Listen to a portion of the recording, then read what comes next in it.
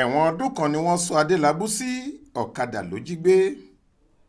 Pẹ̀lú pé ọ̀gbẹ́ni Adelabu rawọ́ ẹ̀bẹ̀ sádájọ́ ilé-ẹjọ́ májísírèètì kan tó wà nílùú Àkúrẹ́ nípínlẹ̀ Ondo, onídàájọ́ abilékọ Tọ́pẹ́ Aládéjánà pé kó ṣíjú àánú rẹ̀ wo òun lórí ẹ̀sùn olè tí wọ́n fi kàn án.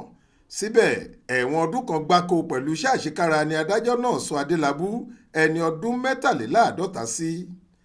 Ẹ̀sùn tí wọ́n fi kàn án ni pé ó jí ọ̀kadà tuntun kan tí nọ́mbà ẹ́ńjìnì rẹ̀ jẹ́ TA 43181493, èyí tí wọ́n sọ pé owó rẹ̀ máa tó náírà ó dín díẹ̀ naira, tó jẹ́ ti ọ̀gbẹ́ni John Chinedu.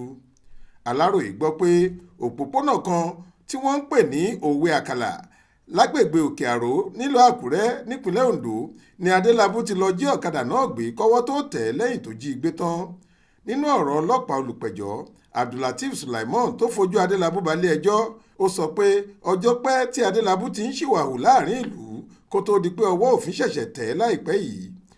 Ó ní nǹkan bíi aago 11 òwúrọ̀ ọjọ́ 12 oṣù keje ọdún 2023 yìí ni Adelabu lọ jí ọ̀kadà náà gbé lákàtà ẹni tó ní. Oríṣi ẹ̀sùn ìwà ọ̀daràn méjì ọ̀tọ̀ọ̀tọ̀ ni ọlọ́pàá náà fi kan Adelabu níwájú ilé-ẹjọ́.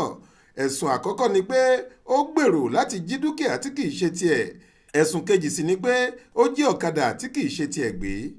Àwọn ẹ̀sùn méjèèjì ọ̀hún ni wọ́n sọ pé kìí ṣohun tó bójúmu rárá láàrin ìlú náà, àti pé òfin ìpínlẹ̀ Ondo kò fààyè gba irú ìwà pálapàla bẹ́ẹ̀.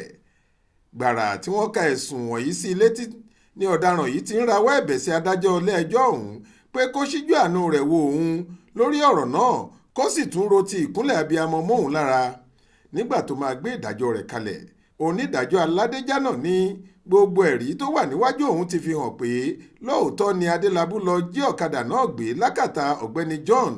Ó ní kó lọ ṣẹ̀wọ̀n ọdún kan gbáko pẹ̀lú iṣẹ́ àṣekára lọ́gbà ẹ̀wọ̀n tó wà nílùú Ondo. Ó ní ìdájọ́ náà máa jẹ́ ẹ̀kọ́ ńlá fáwọn ọ̀dọ́langba kọ̀ọ̀kan tí wọn kò fẹ́ ṣiṣẹ́ láàrin ìlú pé olè jíjà kì í ṣohun tó dáa. Adéwálé Adéoyè ló ṣàkójọ ìròyìn yìí fún iléeṣẹ́ tẹlifíṣàn Aláròyé online.